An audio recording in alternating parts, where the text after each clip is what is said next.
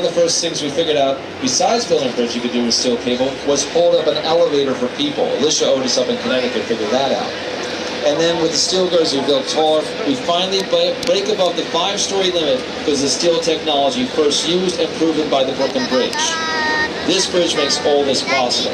Now as time goes on, then we trust the steel more. Because now we're under the Manhattan Bridge.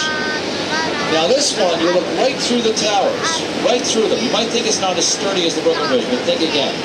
When I'm doing a tour on a boat, I can't take the boat over the Brooklyn Bridge. It's too heavy, it's not allowed. Nothing bigger advantage than over the Brooklyn Bridge. Now I can take the Manhattan Bridge, got basically vans, buses, double-decker buses, and subway trains over the Manhattan Bridge.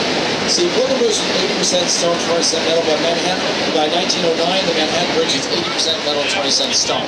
It is less material, it is skinnier, but it's more steel and it's more strength. And then we have the Williamsburg Bridge. Okay, by now you're probably thinking, how am I going to keep all these bridges straight? That's the easy part, folks. Work with me.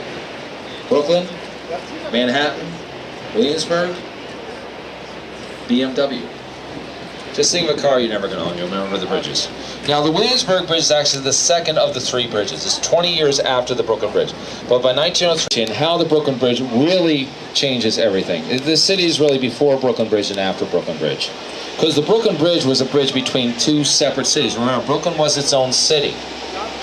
New York was only Manhattan when the Brooklyn Bridge opened.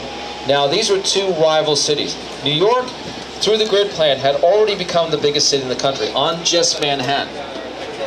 Brooklyn was the 3rd biggest. It was over 1 million people. There's not 10 cities in the U.S. today that are over 1 million people.